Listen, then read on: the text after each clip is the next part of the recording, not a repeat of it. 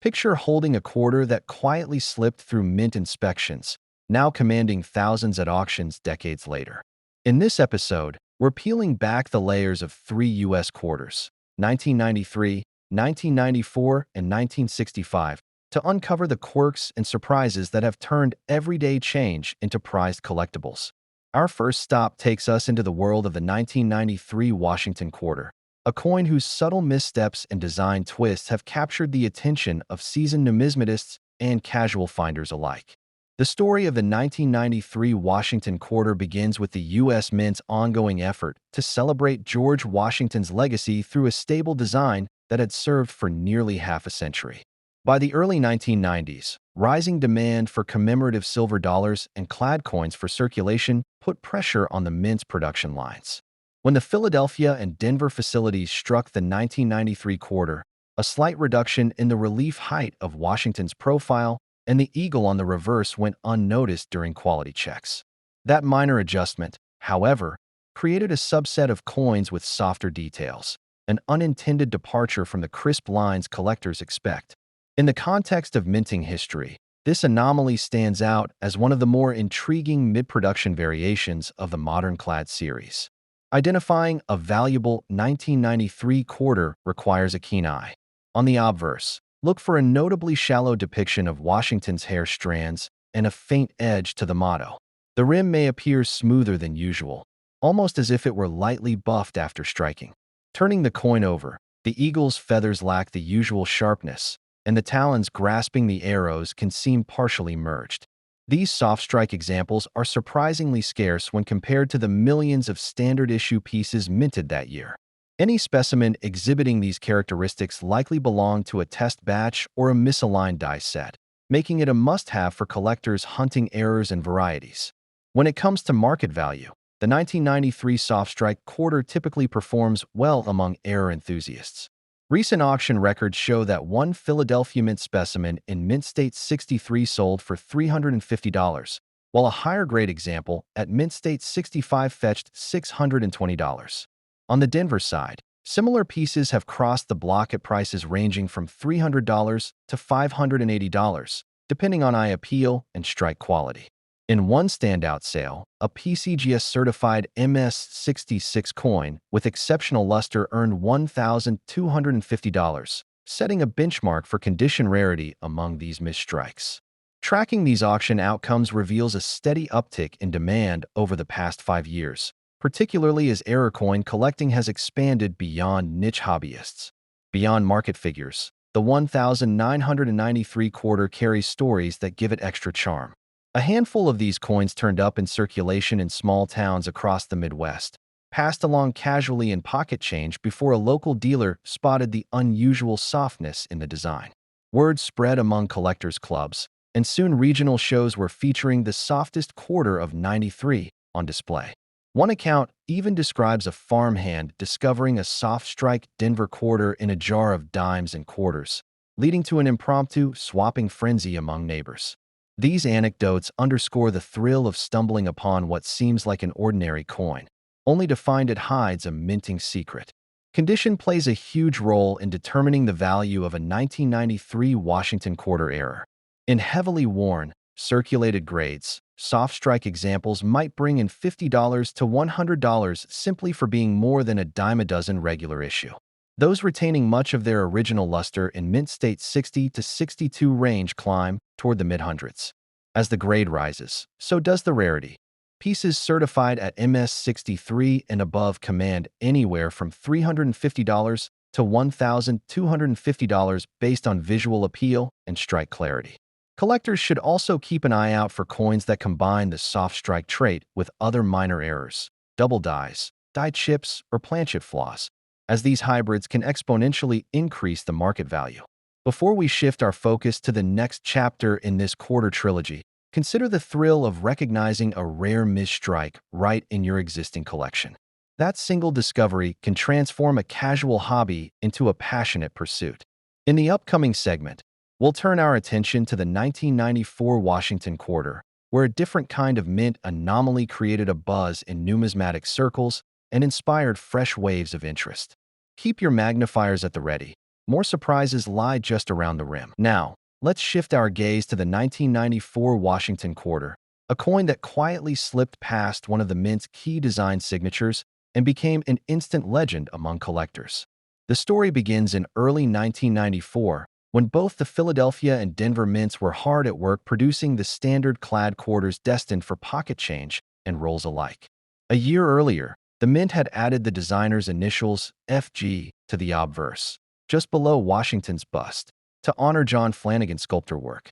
In Denver, however, a handful of dies were inadvertently prepared without that tiny FG stamp. Nobody noticed until collectors started comparing rolls side by side and realized something was missing. That simple oversight transformed an otherwise routine issue into one of the most sought-after modern errors. Spotting a no FG 1994 D quarter requires a patient eye and a healthy dose of skepticism when you first peek at a fresh roll. On a normal 1994 quarter, those two letters sit neatly tucked under Washington's ribbon, almost blending into the hairline. With the error die, the area appears unnaturally smooth. No initials interrupt the design flow.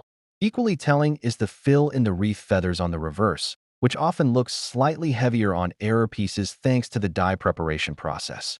Since only a few dies lack the initials, surviving specimens are exceptionally rare, making even worn examples stand out in any collection. Auction houses began taking notice around 2008, when the first verified no FG pieces hit the block. A clean 58 Australian dollars coin sold for $4,750, surprising both seller and buyer alike. In more recent years, mint state error pieces have fetched eye-popping sums. An MS-63 specimen traded hands for $12,400, while an MS-65 coin, remarkably, still retaining original luster, reached $32,000. Proof-like specimens from 1994 also exhibit the missing initials, and those have commanded even higher prices. One PF66 cameo example achieved $45,000 at a specialty error coin sale. These numbers illustrate how a tiny absence on the obverse can create a mountain of demand among numismatists chasing true rarities. Behind the market figures lies a handful of fascinating tales. One veteran collector recalls finding his first no FG quarter while rolling through 50 bank-wrapped sets, a morning routine that yielded a lifetime treasure. Another account involves a coin shop owner who didn't believe the hype until a second error piece arrived in a single customer lot. He famously joked that Denver must have shipped an entire undercover batch. Local coin shows in the late 2010s began advertising spotlight on the missing FG, drawing crowds eager to compare magnifiers and share notes on die varieties. These shared experiences reinforced the error's aura and helped cement its status among modern classic rarities. What elevates the 1994 D no FG beyond mere curiosity is how condition influences its allure. In heavily circulated grades, say VF20 to XF40, a missing initials coin might fetch around $2,000 to $3,500. That's still a hefty premium over face value, but a relatively accessible entry point for dedicated error aficionados. Jumping up to 50 to 58 Australian dollars grades, values climb toward $8,000 to $15,000, reflecting the nimble balance between eye appeal and rarity. Once you hit uncirculated MS60 and above, each numerical grade gain can mean a doubling or more in price, with MS63 coins comfortably in the $12,000 to $18,000 bracket. MS65 examples, nearly flawless apart from the missing initials, regularly breach the $30,000 mark at auction. Collectors should also be aware of hybrids, coins that combine the missing initials with secondary errors like die cracks or planchet laminations. One particular MS62 no FG example featuring a prominent die crack through the eagle's wing sold for $22,500, effectively illustrating how two distinct errors can amplify each other's appeal. On the flip side, any cleaning, harsh contact marks, or unattractive discoloration can blunt demand, pulling a coin's realized price down by 20 to 30% compared with a pristine counterpart. As always, certification by a reputable grading service is critical. Uncertified specimens often languish in private collections, unseen by the wider collector community. A less celebrated but equally intriguing aspect of the 1994 portfolio is the experimental off-center strikes that occasionally surface. These are not tied to the missing FG die, but occur when a misaligned planchet slips partway through the striking chamber. A mild one-third off-center 1994 quarter might trade for a few $100s, while extreme off-centers of over 50% can reach into the low thousands. Though not nearly as market-shaking as the no FG, these errors add another layer of excitement for anyone examining modern quarters under magnification. Beyond values and varieties, the 1994 Washington quarter error reminds us why coin collecting remains so compelling after all these years. In a rolled pack destined for mundane commerce, a single mis-stamped piece can surface and rewrite expectations. It's a testament to how human oversight, even in a highly automated mint, can produce anomalies that defy mass production. For collectors, every roll opened carries a glimmer of possibility. That one quarter could hold the key to a story decades in the making.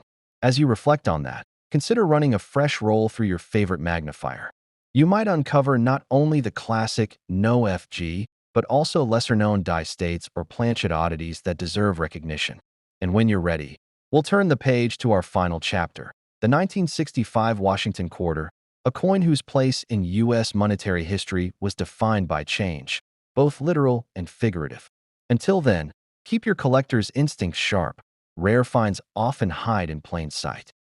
Sliding seamlessly from modern mint errors into the realm of mid-century monetary changes, the 1965 Washington quarter stands at a crossroads of history and innovation. Struck in the wake of a silver shortage and changing legislation, this quarter embodies both a departure from tradition and the unexpected quirks that arise when minting processes are overhauled. Whether you're an enthusiast tracing post-Roosevelt silver exit or a collector hunting rare die varieties, the 1965 issue offers a textbook case of value hidden in plain sight. The transition to copper-nickel clad composition in 1965 marked the first time a Washington quarter carried no silver content since its introduction in 1932.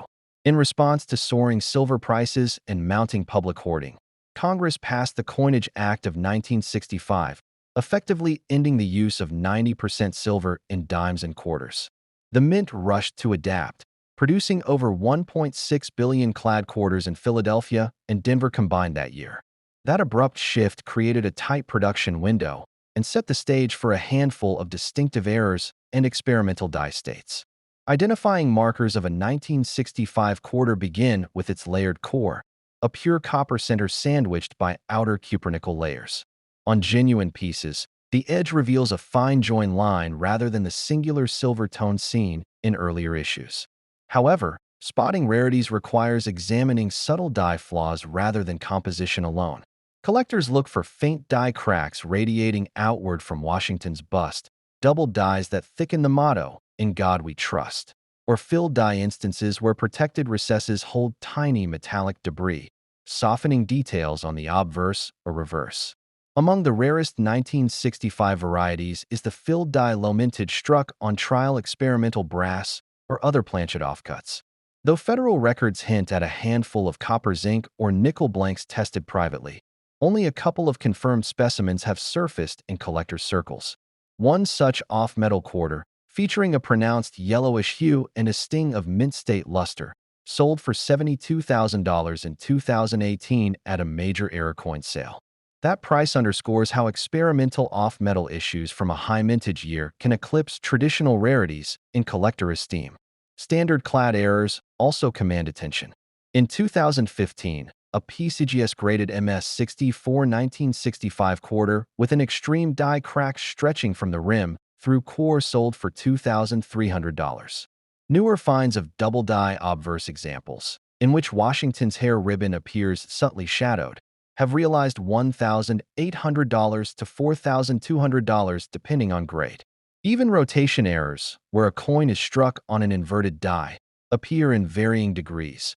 A 45-degree rotated quarter in mint state can fetch around $850, while a full 180 rotation at MS-63 commanded $3,400 at auction.